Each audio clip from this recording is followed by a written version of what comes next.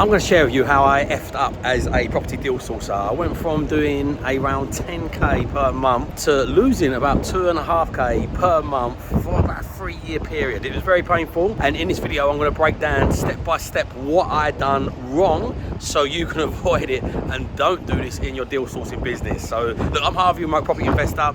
I've been investing since 2009, and in 2015 I started deal sourcing. I've been involved with the best part of 200 deals, probably more than that now, especially with my coaching clients. And I built a lettings business which I exited. I've built a £4 million portfolio which would have been at least double the size of that had I not made these mistakes. So please smash that like button if you haven't already, because it really helps this channel. And let's get into how I messed up royally as a deal sourcer. A bit embarrassing, but hey, let's just share it, the truth. So as I said, rewind back to 2015, I stumbled across deal sourcing. Back then, it wasn't such a thing as it is today. There wasn't really many deal sourcers around back in 2015. Everybody's got difference on what they call deal sourcing and deal packaging. But for me, packaging back then was literally finding a lead, finding an investor and packaging that deal onto the investor. So I started deal sourcing where we done an end-to-end service. This is where we found the deal, we managed the refurbishment, and we found the tenant and then managed them. And in line that is where the big F up came.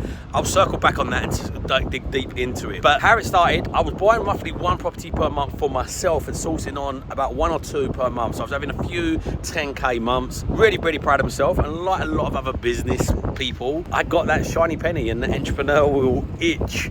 And even though I remember I'd done some training at the time, and all that training was pushing towards saying, hey, focus 70-20-10 rule. I learned this at Progressive, and they said 70% of your energy should be on your main focus, 20% on a secondary one, 10% just planning for the next one. And you shouldn't move the 70, which is your main focus, into autopilot until it is really, really systemized. Great SOPs behind it, strong team behind it, fully managed running, which you can operate without. I kind of underestimated that. I thought I was further in my journey. So I thought I definitely did, thought I was Richard Branson. My company is called Growth Properties. So I thought I'd start a group of companies. This is what started undoing me. So I started doing the lettings. I did do the lettings a little bit my mistake, but I thought, hey, multiple streams of property income. Same company I learned that from as I learned 70-20-10 rule from. And I was thinking, look, well, we're buying all these properties and it makes sense. I went into 2016 thinking, right, okay, let's go from 2 properties a month with a goal of let's do about 5 properties per month. And I'm doing the math on it. I'm thinking, yes, this like we're going to be flying. So thought I had the minus touch, thought I was Richard Branson. So I started Growth Lettings. We kind of fell into that a little bit, but I thought let's roll with it. It does make sense. I'm getting all these properties, they do need to be managed. So we started Growth Lettings. I built a team around it from day one. The big mistake I made with that is lettings is a really, really difficult business to run. All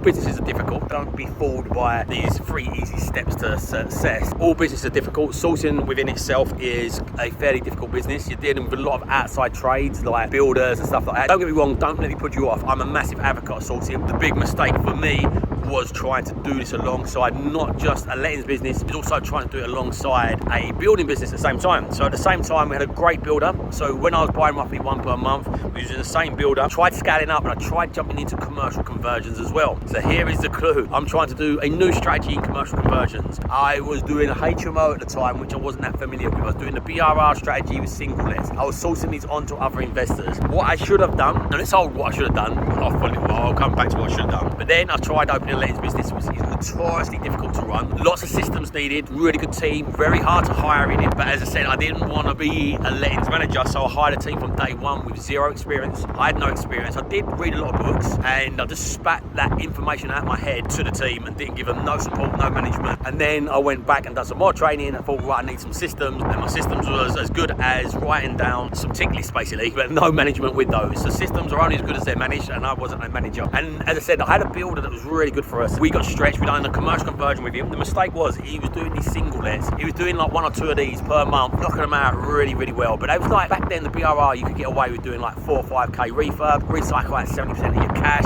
These were, like, I'm a remote investor, so I was born in Plaistow, London. But at the time, where was I living at the time? I think I was living in Allsett in Essex at the time. But anyway, wherever I was living in, it was 250 miles away from where I was investing. But wherever I was living, I was investing miles away, and the houses around where I was living at the time was still the best part of sort of like 150k, which don't seem a lot now because they are probably around the best part of 300k now, but it's still, when you need a 25% deposit of 150k and you need a 25% deposit of 40k, it was still a no-brainer for me. I just didn't have 25% of 150k. So it's great investing remotely, especially being able to recycle. Like I was getting into these deals for like 15, 20k, recycling out a good sort of like 70% of that capital, going again, selling a deal to top up the difference. Then I started doing social media, getting more momentum. But when you get more momentum and you get more opportunity, the hard thing, Steve Jobs talks about this, the hard thing you can do once you get that is say no. You've got to start saying no to lots of stuff, and I didn't. There was a slight bit of logic, a little bit in my defense. We was doing the lettings, we couldn't find somebody, we kind of fell into doing that. But the refurbishment stuff, the builder he's working with, we give him too much work, and he was a fairly new builder as well. So we were doing the single let jobs, and then we passed him over a commercial conversion. It was just too much of a stretch for him, as well as it was for us. So then I started working with another builder who was unorganised, but a really nice guy. And again, massive mistake here, liking people. He was a very good builder, but I really liked him, but very, very unorganised. So I pitched him and said, hey, why don't we do the organisation? I've got a team that was already stretched from the lettings,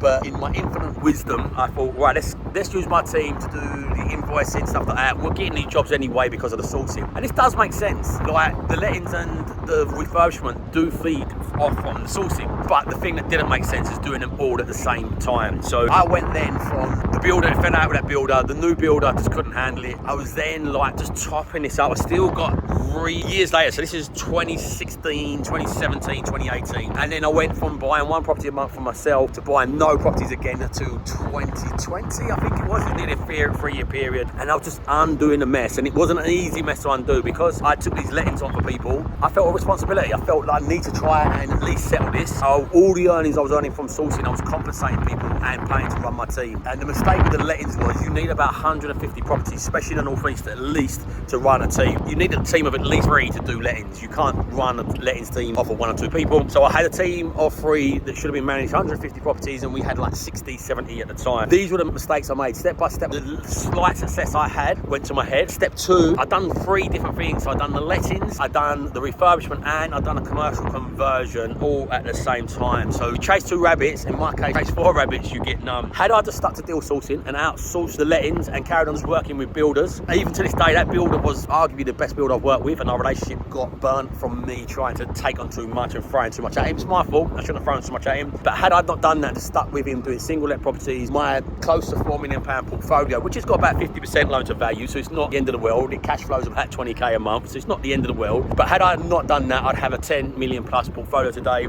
I would have earned, instead of losing around 30k per year, I'd have been earning in the sourcing probably best part of 100k per year as well. So I'd have been way, way further in front. But you either earn or you learn. The lessons I learned from that are invaluable. If I rewound back today and said, without the knowledge and without the time being on my side, would I start from zero today swapping that knowledge for £1 million? I wouldn't, to be honest. I'd be where I am, getting somebody to keep the £1 million. Today we are running across all my businesses. As I said, my portfolio alone does 20k plus across all my property businesses now, which I've got to say few, but they genuinely, the sourcing business runs without me 100%. I've got no involvement with that whatsoever day to day, but that took a long while to get it there. And I've got my consultancy and marketing, which is kind of a one business, but we're doing over 60, 70k per month now. So we're getting there in the end, but it was a hard road there, but the lessons learned has really set me up for today. So I hope you found that useful. Make sure you watch this next video that YouTube's suggesting you're gonna like. Hit that subscribe button if you're still here. It really helps the channel. Share it out. And these lessons are helpful for anybody that you know. Please share this out. And remember, if you don't evolve your ideas, you'll never live on your own terms. So evolve your ideas, live on your own terms, and have an amazing day.